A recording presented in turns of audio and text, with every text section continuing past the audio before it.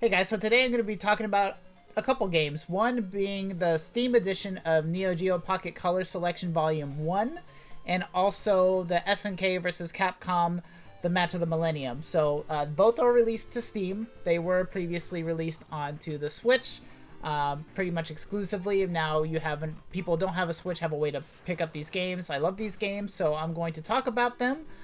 Briefly, cover each game, as well as some of what's the difference between this, the one on the Switch, and how the games play, all of that. So we're gonna get right into that. I would like to thank SNK for sending me these codes here, so I can review these games. So first, we're gonna talk about like the UI and like the games here, because what's neat about this is you can see all the cartridges here. I would have liked some music going on right here, but the neat thing about this is you can see the box, and you can like rotate it, see the back. That's kind of cool.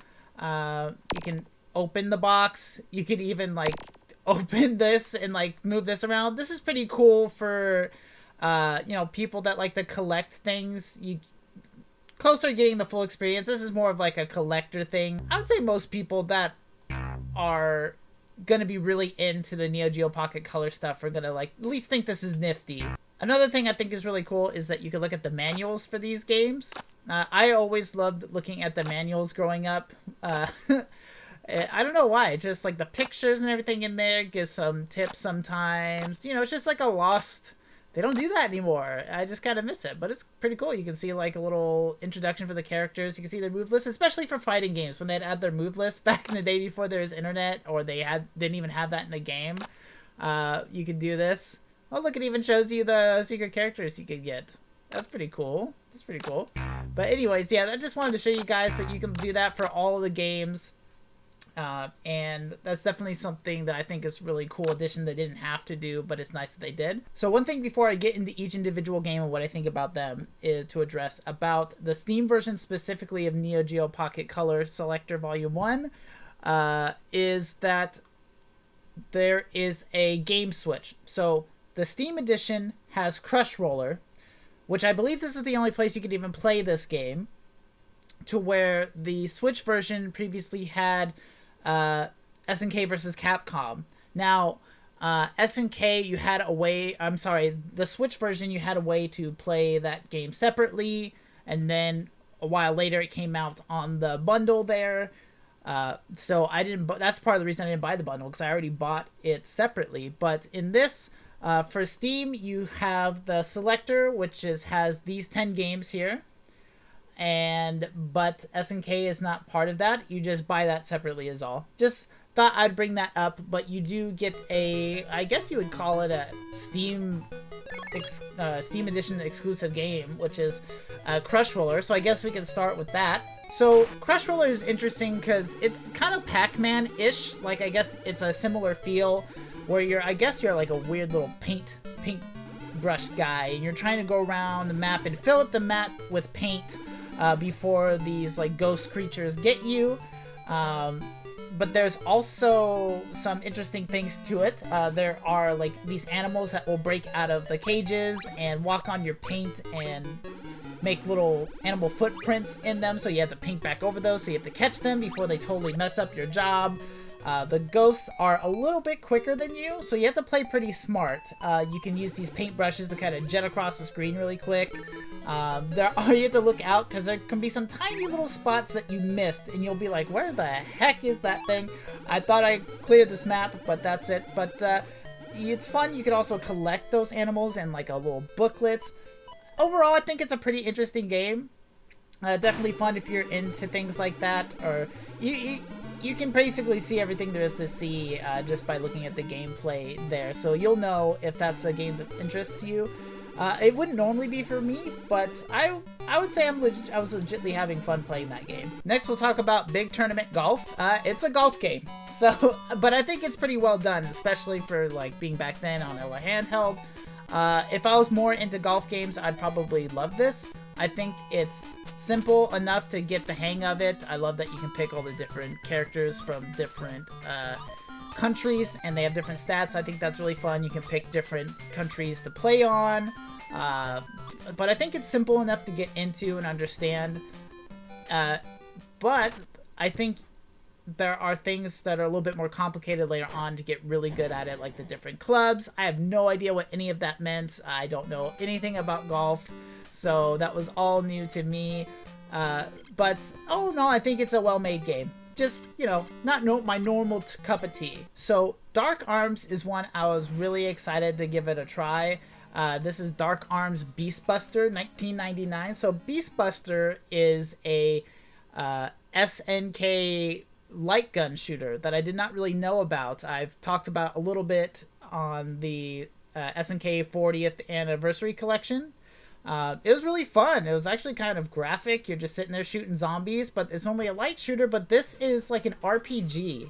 So, I found that really interesting. I wanted to give it a shot because the other games were pretty fun. So, I think it might be one of the only RPGs on here, unless you're talking about, or you're counting like the card games, which I wouldn't, but I could see maybe why you could make that argument. But, the game mechanics here are fun. You get to kill enemies and you kind of create and mix guns together to get like new effects. There's a night and day side of everything where different monsters will come out on different times. There's secrets to find. I also thought this little thing here looked like the paint guy, the little paintbrush guy that you are from Crush Roller, but I think that's just a coincidence. But I thought the game was really fun. You have to play smart, and there's a nice little story going on with it all. So if I had more time on my hands, I would definitely be playing this to completion. So next we're going to talk about Fatal Fury First Contact. There's 11 playable characters in this game. I love the presentation. I think it's really colorful and cool. Lots of good characters in here, some more obscure characters, so that's really fun to play. There's some unlockables, I believe. So really fun Fatal Fury game. It's got a 2-bar system for every round. That's pretty fun. There's some sound effects here and there for the voices. They did their best, but you know, Neogeo Pocket Color is a little limited on that. You'll see a little bit later on, there are some games that do their best to do that, but it's just a little limited on those cartridges back then. Fatal Fury does have some slowdown whenever things get going there. It's not really that bad, but if you're wanting the smoothest gameplay, Fatal Fury First Contact that's not the game for you, but it is the one where I can play as Joe. It's the only one that has Joe in all these games, and I just like playing as him, so it's got a special place in my heart. Alright, so next one we're going to talk about is SNK Gals Fighters. In my opinion, this is the best fighting game on this collection here. It's got it's got 8 characters starting out, but you have 3 that you can unlock. It's really fun and silly. It doesn't take itself seriously. The whole premise is these girls can win a medallion to grant them any wish. So the boss is ridiculous, Miss X. Just everything about this is fun and silly. All the moves get really big when they punch. A lot of the games do that, but they really exaggerate it in this. I really love that whenever you beat a character with a super move, you get like a pixelized, stylized version of like almost like their life is flashing before their eyes, but like things about the character like classic SNK art. It's really cool. So this is my favorite game on the Volume 1 for the Steam, that is. Next, we're going to talk about King of Fighters R2. So I love the box art, first of all. Really cute, good stuff. It has 14 playable characters, and with some really interesting teams on here. I love the new Southtown team with like Mai, Rio, and Terry. That's a very odd team. There's like a Super Babe team. It's very interesting. So the teams are fun. Gameplay smooth, and there's not much to say about it. It's just a solid one. It's definitely high up there. Good King of Fighters game. Especially for back then, this would have blown my mind if I got my hands on this. I do actually have, I forgot to mention this, I do actually have a Neo Geo Pocket Color. But I did not have this game. I had the card games and a couple others, but I didn't have King of Fighters. And I wish I did, but it's a really good game. And one thing I do like about it is every time you're fighting somebody, their theme song is playing. I think that's really fun. Next, we're going to talk about The Last Blade Beyond the Destiny, with that title though. So this game has 14 playable characters, and I think 5 of them are unlockable, so quite a bit. I think the sprite work on this game is not as strong as some of the others. But I do love how you can launch the characters in the air and they go all X Games on you. They just like spin all over the place. That's really fun. It does have a little bit of slowdown. A lot of the Neogeo games just do that. But some more than others. This is one of them. But still not too bad. And one thing I do love, though, is that they do the Last Blade, like, cool stage intros. I've played Last Blade on my channel before, as well as some of these other games on here, like, including Gal Fighters. But I love the stage intros. It's always really cool in Last Blade. One of the lesser loved, needs more love in Last Blade. Could have had, like, more of these characters in Samurai Showdown. That would have been awesome. We got one, so I'm grateful, but it's a good game. So I'm excited to talk about the Metal Slug game. So we're going to talk about first mission first, naturally. So I've never played these before, and I knew about them, but never been able to get my hands on them. So it's been fun to try them out. So it plays like a Metal Slug game. It feels like a Metal Slug game, and it's really fun that way. One thing that's different, so on the Neogeo Pocket Color, there's only really 2 buttons that they have working with. 2 buttons, a select and a start. So you have to jump and you have to shoot, but what about grenades? What are you gonna do? So they use the select button. So in first mission, you hit the select button and it switches your gun firing button to throwing grenades, and you toggle back and forth by pressing select. I think that worked pretty well, because normally when I want to throw grenades, I'm just like chucking them, like bombs over Baghdad status. I'm just throwing bombs for days. Normally when I'm trying to kill something really big, right? So it's nice to just switch to grenade throwing mode and just lob them like crazy. I thought that was a pretty smart way of doing that. The game also has like the easiest Metal Slug boss ever. The thing barely even shot at me. That's just the first stage though, so it gets harder a little later. One thing is, like, the stages aren't always so linear like a lot of Metal Slug stages are. I know not all Metal Slug stages are like one path or anything, but this is... some of these stages are not built like a Metal Slug stage. It feels like the mechanics are working like a Metal Slug game, but like the stages not so much sometimes. So now we're talking about second mission. Again, game feels just as good as the first game does. It feels like you're playing a Metal Slug game. The select button now just throws the grenade, which is a little awkward, actually, because your left thumb is going to be trying to move your character around, and then all of a sudden you have to take it off of your stick to throw grenades. It's kind of weird, unless you want to move your hand all the way over to the select button and throw it that way. I guess you could remap it if you really wanted to, but it's just kind of... I actually enjoyed how it worked in first mission a little bit better, where you just switch over. But that's just a pretty minor complaint. There's actually a lot of story in second mission, so that's kind of unusual for Metal Slug games. Not normally... you normally just kind of get thrown in there and you're just shooting guys, and you figure it out later. There is some voice acting in this. You can hear him call out whatever guns and things that you pick up whenever you pick it up. It's crude, but he does say it, and that's pretty awesome. One of those weapons being one of my favorites is the missile pod, which shoots out like these 3 missiles. Holy crap, it hits. It can like 1 or 2 shot pretty much anything, like even tanks. It just hits so hard. One thing I do want to say is I hate the second level, the submarine level. I was really excited when I got in that submarine, but it ended up being like a really bad level, like Echo the Dolphin, but, you know, not as fun. At least it was short. Alright, so last game on the Neogeo Pocket Selection Volume 1 is Samurai Showdown 2.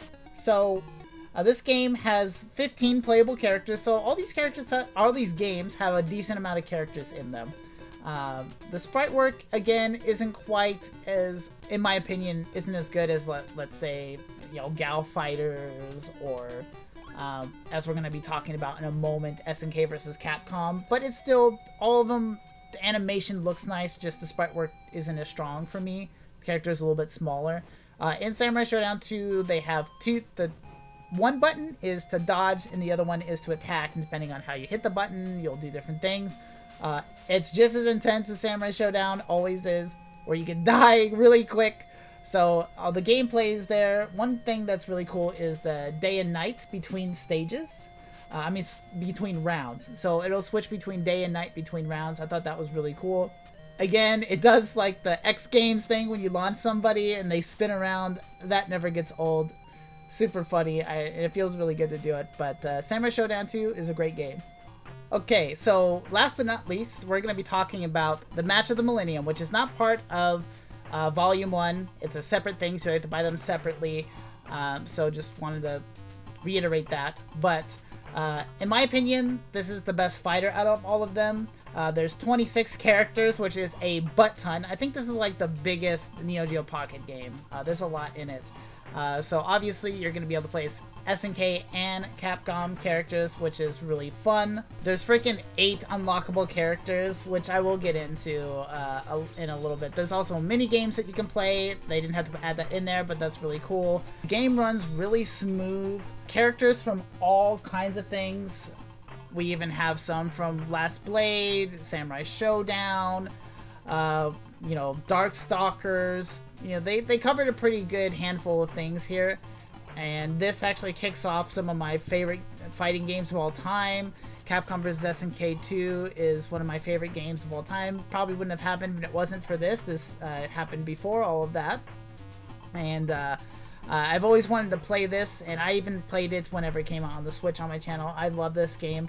One thing I will let you know is unlocking those 8 characters can take some time. Okay, the system that they put in for this is, I would say, tedious. So you have this grid here, and whenever you beat it, depending on how well you did, what difficulty you did it on, everything, you'll unlock these tiles. And it's totally random. So you can need one tile to unlock this character, and you might beat the game and you might not get that tile. It's like a roulette. It's totally random. So Kid Drake, who had all the time in the world, would have loved that. It does like replayability and it's exciting when you get there. But adult Drake with a job and family and kids and limited time, I'm like, gosh dang it, I just want these characters. I basically unlocked all of them on the Switch version. But it takes time. But it's fun to play the game, and that's what's the most important part. And it does feel rewarding when you do finally unlock the characters, I'll say that. And the characters are fun. They range to all over the place. Some Kuma and Bison, Geese. There's a lot of fun ones in there that you'll definitely want to unlock. So overall, really great game.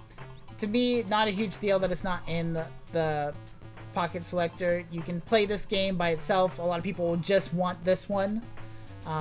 But I would say, if you're a fighting game fan, the Selector is worth getting because there's tons of really good games in there.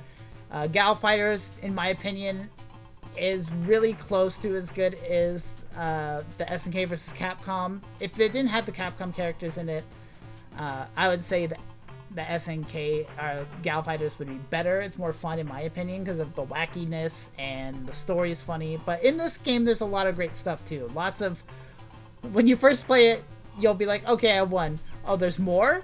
Oh, okay, I'll beat this guy. Oh, wait, there's more? And it just keeps going. There's like so many seemingly final fights. But it's a great game, and I love it. Alright, guys, that's going to be it for me. I think this is totally worth it, especially if you don't have it on the Switch already. If you're a fighting game fan, totally worth checking out both the Selector and SNK vs. Capcom.